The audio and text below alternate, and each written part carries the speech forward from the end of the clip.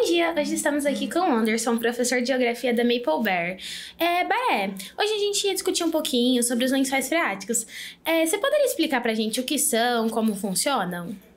Pessoal, é o seguinte, lençóis freáticos nada mais são do que partículas de água subterrânea que encontramos no interior da Terra. Essas camadas estão podendo ser de 500 metros até 2.000 metros de profundidade. E lá, ao contrário que todo mundo pensa que são rios subterrâneos, não são rios subterrâneos. A água ela está entre rochas porosas e rochas não impermeáveis. Então ela fica numa camadinha subterrânea e nessas águas em profundidade que encontramos as águas mais puras do planeta Terra. Certo, Baré. E em relação à poluição, para você, o que é importante sobre essa discussão e principalmente o que isso tem a ver com a destruição ambiental? Poluição dos lençóis freáticos? Sim. Isso. Poluição dos lençóis freáticos hoje é uma Causada pelo realidade. ser humano, né? É uma realidade. Por que é uma realidade?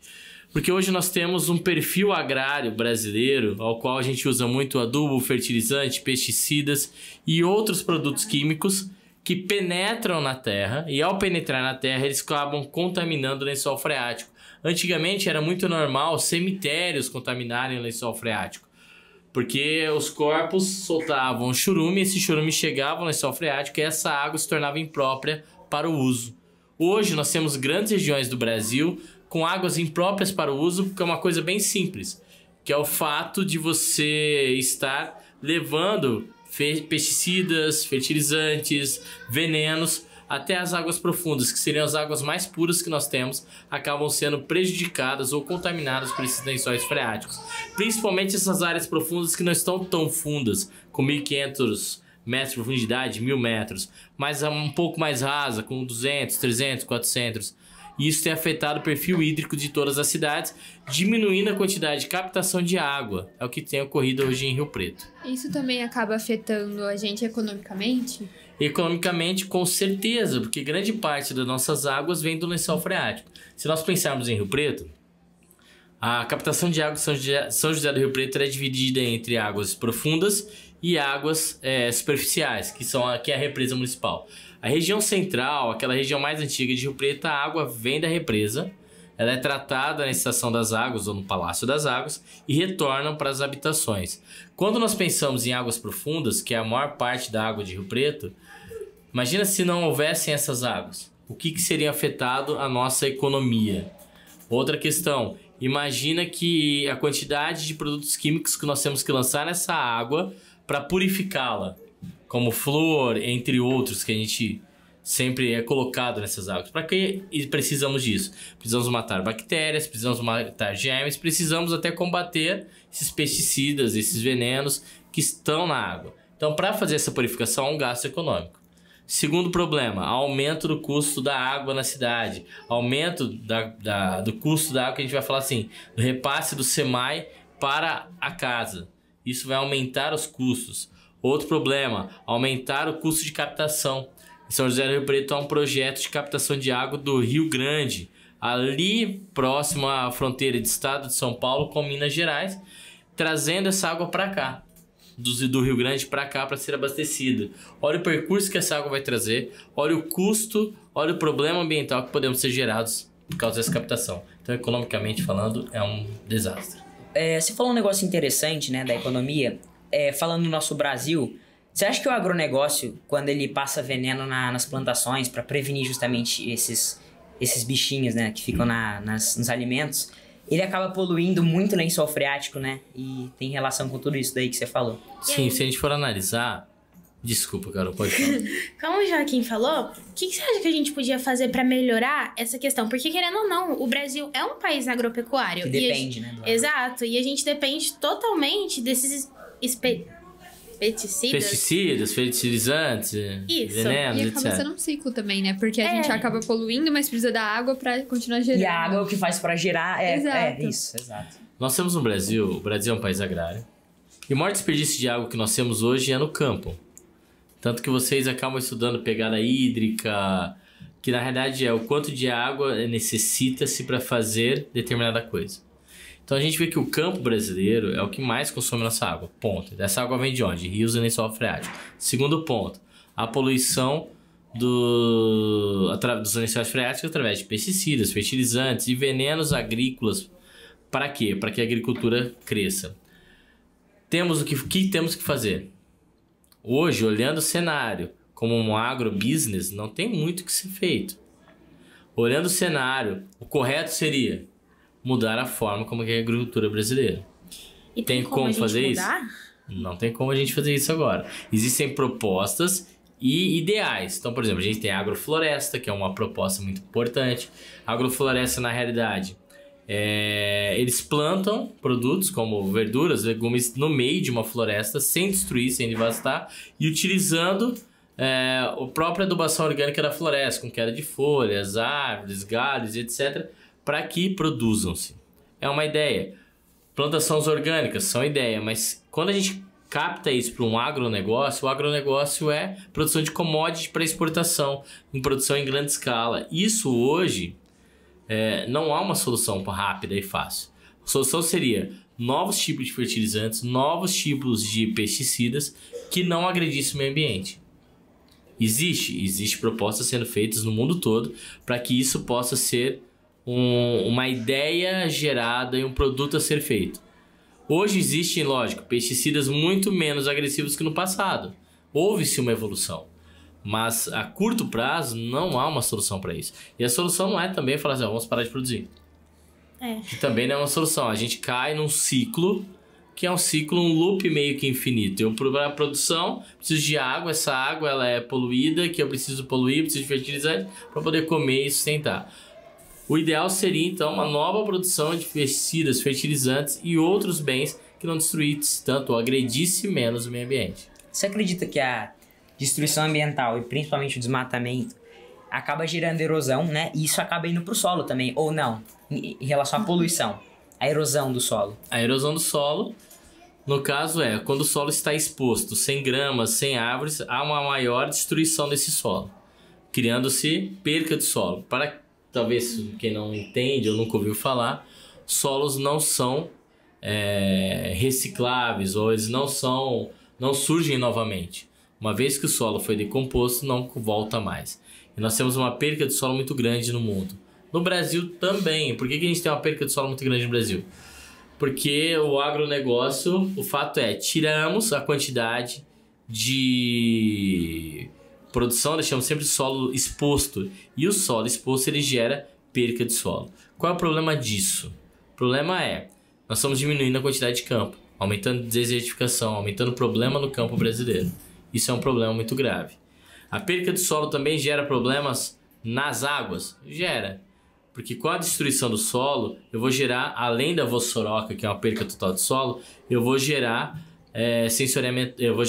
assoreamento remoto, que é o quê? Quando as areias ou a terra próxima ao rio, ele invade a área do rio e começa a secar esse rio. Secar as nascentes. Rio Preto, a maior parte das nossas nascentes são secas por causa do assoreamento remoto. Porque a área foi devastada, tiraram, desmataram, não plantaram nada em volta e a terra começou a tomar local. E a gente não tem mais uma fonte d'água naquele local. E a poluição dos lençóis freáticos acaba interferindo na poluição dos aquíferos ou não tem nada a ver? Lençol freático e aquífero praticamente a mesma coisa. Então vai poluir. A água vai. Então, por exemplo, nós temos no Brasil os 2 maiores aquíferos do mundo. O Alter do Chão, que é no Pará, e o aquífero Guarani, que é o mais importante geopoliticamente, que ele pega Brasil, Argentina, Uruguai e Paraguai. E estamos em cima dele. Aqui nós é a nossa região. Ele afeta totalmente. Então, por exemplo, o lençol freático, a gente pode pensar um lençol freático que está aqui em Rio Preto a 600 metros, ele vai passar pelo aquífero Guarani, para essa 600 rede... metros de profundidade. Passar por essa rede de águas que está aqui embaixo. Então ele vai poluir o aquífero. A nossa poluição vai afetar outros países também. Ô Baré, a respeito disso, a gente pode citar que tá poluindo muito. E o que isso vai gerar mais pra frente na nossa vida? Essa poluição, que isso pode agregar ou desagregar? Desagregar é o básico, nós não teremos água. Né? Básico, agregar em nada. Talvez agregar uma nova tecnologia de preservação de ambiente, de reuso de água, de reaproveitamento, isso talvez possa ser gerado. Mas o que mais é gerado é a perca de água e nós não temos mais água. O pro desmatamento futuro. a gente já pode ver um exemplo real e aqui na nossa região que o céu vive escuro por conta da sujeira, né? Sim, da poluição, da fuligem, acamado por causa das inversões Que térmicas. também tem a ver com agronegócio.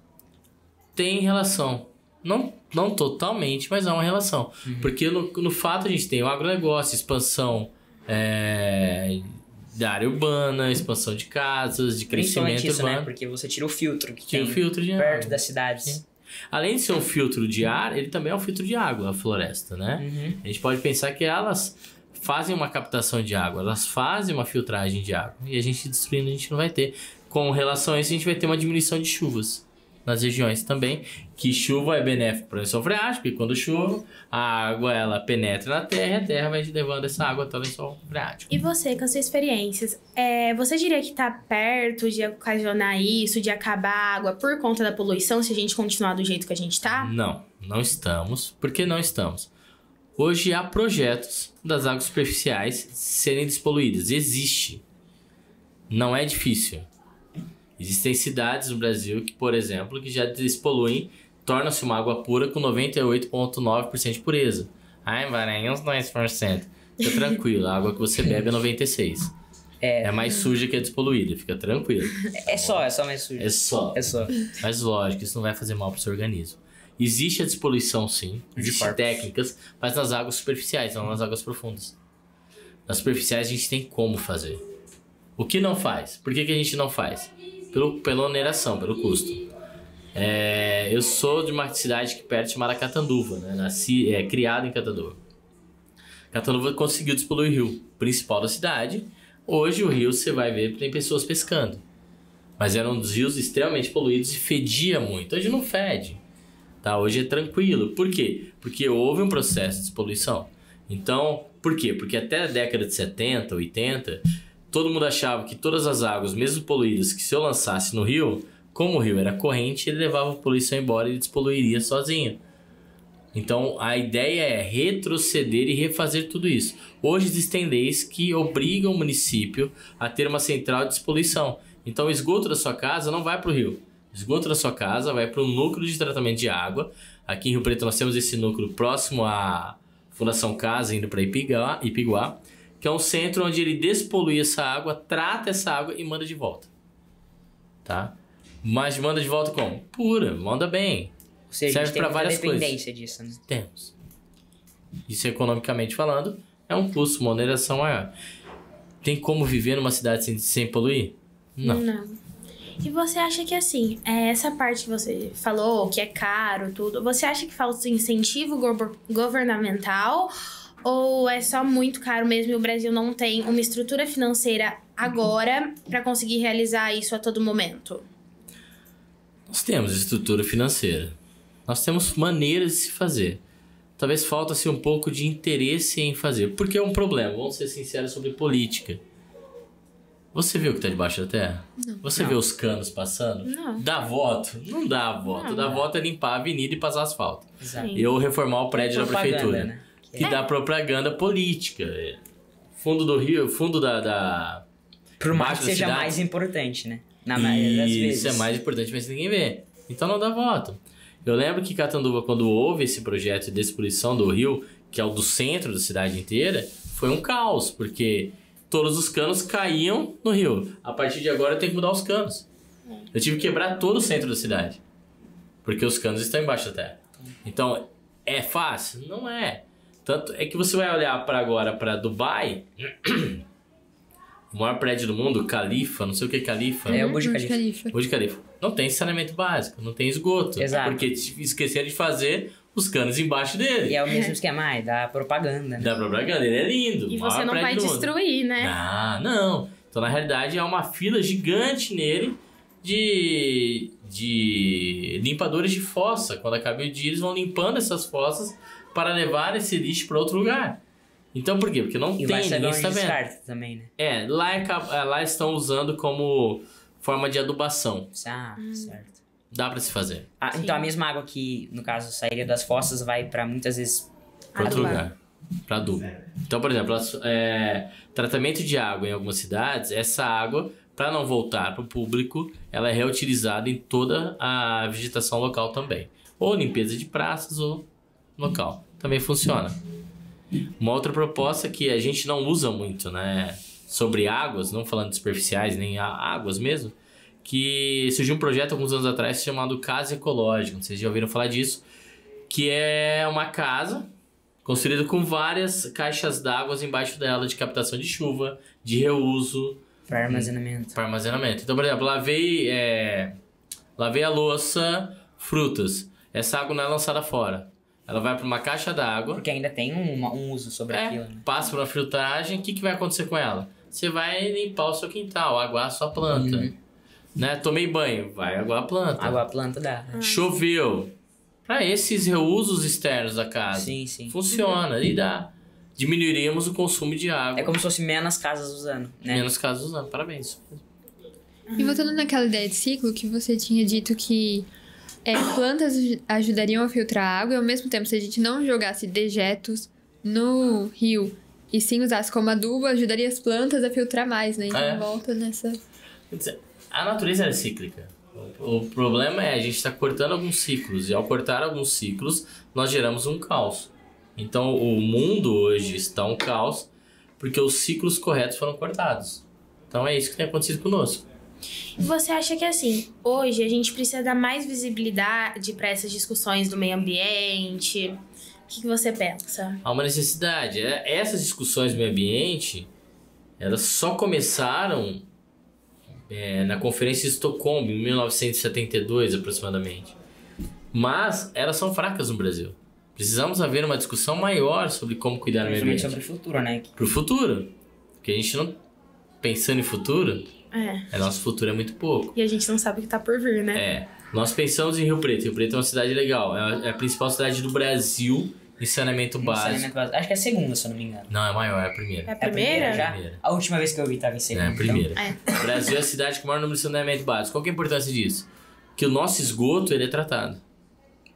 Mas, se a gente for olhar, por exemplo, pro Pará, Belém, se eu não me engano, é 40% apenas tratado. Regiões mais pobres, né?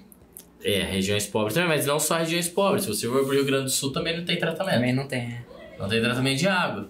Porque cidades mais antigas, ninguém pensaram em refazer a estrutura. E pra refazer vai um bom dinheiro. Vai um bom dinheiro e não dá voto.